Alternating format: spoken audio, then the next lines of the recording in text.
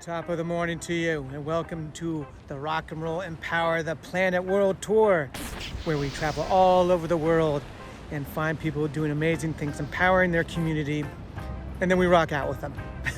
And that's the premise of the show. And this week it's a very special episode where we go to Sweden. We're in Sweden, who would have thought? And while we're there, we visited a museum dedicated to one of the greatest rock and roll bands of all time. Yes, I said it. On record, one of the greatest rock and roll bands of all time. I didn't think so at first, but after visiting this museum, I changed my mind, and you will too. Let's take a look.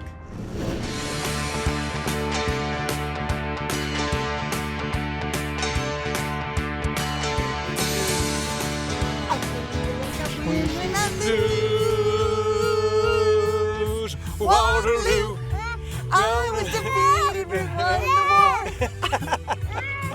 Hi guys, this is David Lockhart again, here with ABBA, the fabulous ABBA, except their statues. We are at the ABBA Museum.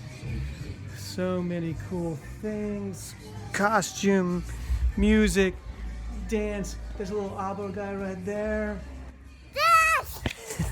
So we're having lots of good times here, and this guy's they're about the same size here as Jack Jude. Look, Jack, they're about the same size as you, those little puppets.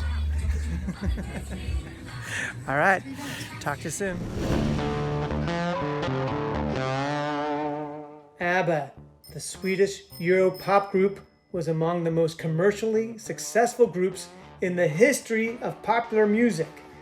In the 1970s, it dominated the European charts with its catchy pop songs. ABBA's hits spread across the globe, resonating with millions. Today, in 2020, something far less glamorous is spreading: the coronavirus.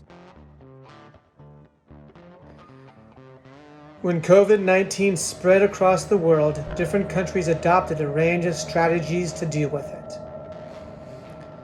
Although the data suggests that Sweden isn't more better off than anyone else, their way of life hasn't changed to the significant degree that many other nations around the planet have.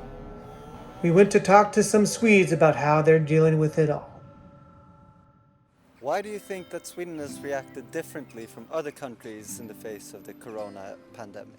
I don't know, it's difficult to say, but from what I've heard, it's like that all the governments had a plan for how to handle pandemics, and most of the other countries strayed from that plan, while Sweden chose to go through with that, and that plan didn't involve lockdown and trying to keep things open as possible.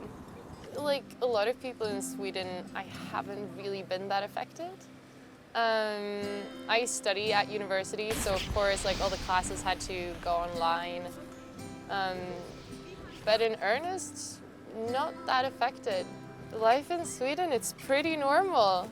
At first I was scared, I didn't want to go out because I was afraid to kill people. But now I'm not affected really. Up here is almost 60 sit places, and downstairs is maybe 120. We are almost full every Friday and Saturday, but we have only tables and you have to measure it out by the tables. So if it's 4 people, then it's only be 4 people who are sitting down. Everybody is, they're feeling, they know it's Corona and they know that they have to take them every step of the way, and they follow the rules, and that's a good thing. And we have guards who are very in front of them and telling them, you have to do this and you have to do that, you cannot stand up, you have to sit down and drink, but it's good. Do you think that there's any psychological consequences that has been avoided by not having a lockdown? I would think so, yeah, because there doesn't seem to be a lot of panic here. People don't get mad at each other. We don't have any health-related violence, almost nothing if you compare it to other countries. So I think that, yeah, it's because of the Swedish model, it's people are a lot more calm and collected, and they do try to take responsibility for their disease and not spreading the disease. And I don't think we don't seem to be more sick than other countries. So somehow it seems to be working at least. And I think that people are calmer and more collected since they're not forced to be home, but they can choose to be home. Do you have anything else you want to add? Yeah, that I'm very sorry for all the people that are affected, and for all the old people and all the high-risk people and their families, and that they don't get to meet each other. And yeah, that's of course very sad. Well, thank you, Sweden, for all your hospitality and showing me the light and doing great things in these trying times. It's not easy, so thank you.